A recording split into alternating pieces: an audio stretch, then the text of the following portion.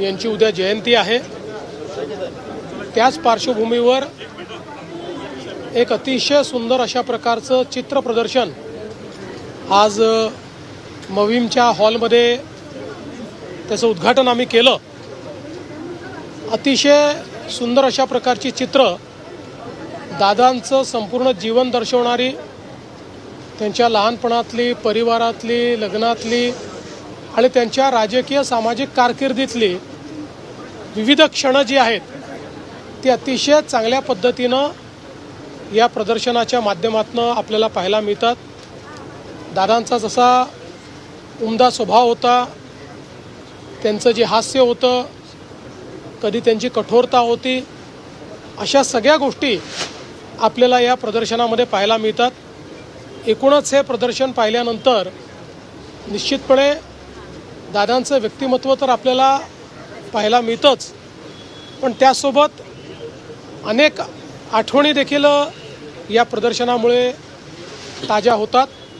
त्यामुळे मी खरोखर या ठिकाणी अभिनंदन करेन ज्यांनी ही सगळी चित्र एकत्रित करून आणि इतकं सुंदर प्रदर्शन या ठिकाणी तयार केलं। आणि दादांवर प्रेम करणाऱ्या सर्वांनी हे प्रदर्शन आवर्जून बघावं अशा प्रकारचं माझं आव्हान आहे।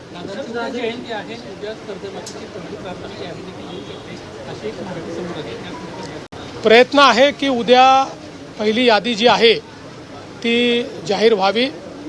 आमचे सहकार मंत्री बाबासाहेब पाटील यांनी या संदर्भात प्रयत्न केलेला आहे आणि शक्यतोवर उद्या दादांच्या जयंतीचं औचित्य साधून ही यादी यावी हा प्रयत्न आम्ही करू।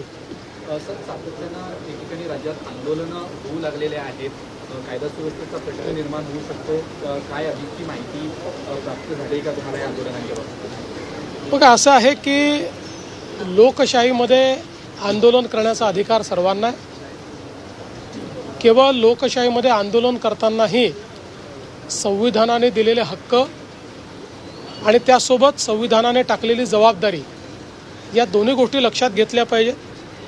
कोणीही परवानगी घेऊन आंदोलन करत असेल, शांतिपूर्ण आंदोलन करत असेल तर अशा आंदोलनाला परवानगी पण दिली जाईल आणि अशी आंदोलनं करण्याचा सगळ्यांना अधिकार आहे। जाणीवपूर्वक राजकीय अशांतता तयार करण्याकरता बिना परवानगी आंदोलनं करणे, हिंसा करणे हे मात्र कुठल्याही परिस्थितीमध्ये योग्य नाही।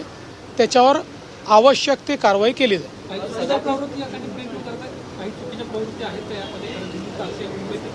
बघा, एक गोष्ट तर निश्चित आहे की कुठलंही आंदोलन आपण बघितलं, ज्यावेळेस आंदोलन फेसलेस असतं त्यावेळी काही प्रवृत्ती त्या आंदोलनात शिरतच असतात आणि त्या प्रवृत्ती त्या आंदोलनाचा फायदा घेऊन त्या आंदोलनाच्या खांद्यावर बंदूक ठेवून आपलीही स्वार्थ कसे आपल्याला पूर्ण करता येतील असा प्रयत्न करत असतात।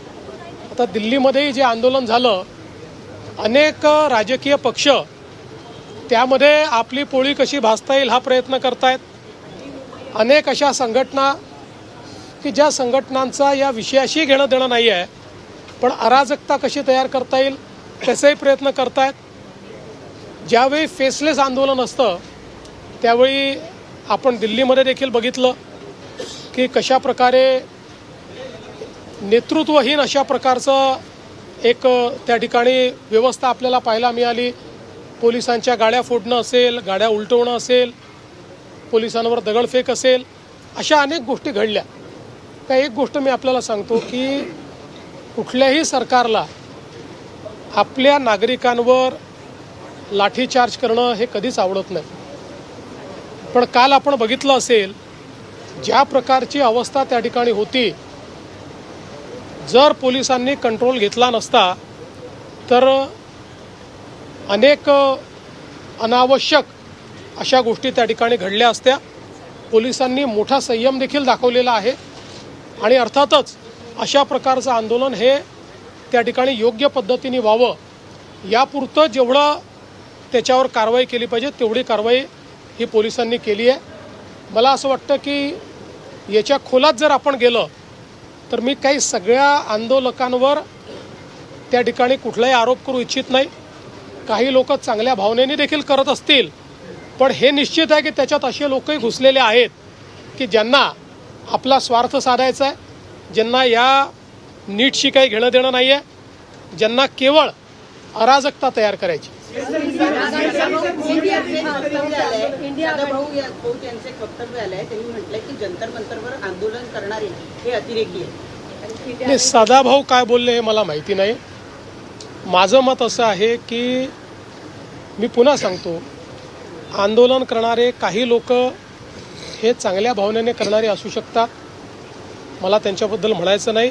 पण हेही तेवढंच खरं आहे की त्याच्यामध्ये काही लोक आपला अजेंडा घेऊन शिरलेले आहेत, हे मात्र स्पष्ट दिसत आहे. त्यातल्या अनेक लोकांना नीट काय हे देखील माहिती नाही, परीक्षा कधी झाली हे देखील माहिती नाही. ते आपापला अजेंडा त्या ठिकाणी सांगून राहिलेले आहेत. याचा अर्थ काय आहे? याचा अर्थ असा आहे की सगळे काही एका दिशेने चालणारे, एका विचाराकरता तिथे आलेले नाही आहेत. हौशे नवशे गौशे देखील आपापला अजेंडा पूर्ण करण्याचा प्रयत्न करत आहेत. आणि काही राजकीय पक्ष ज्यांना त्या त्या राज्यांमध्ये रिजेक्ट केलेलं आहे, असे पक्ष यातून आपल्याला पुन्हा काहीतरी मिळवता येईल का असाही प्रयत्न करत आहेत.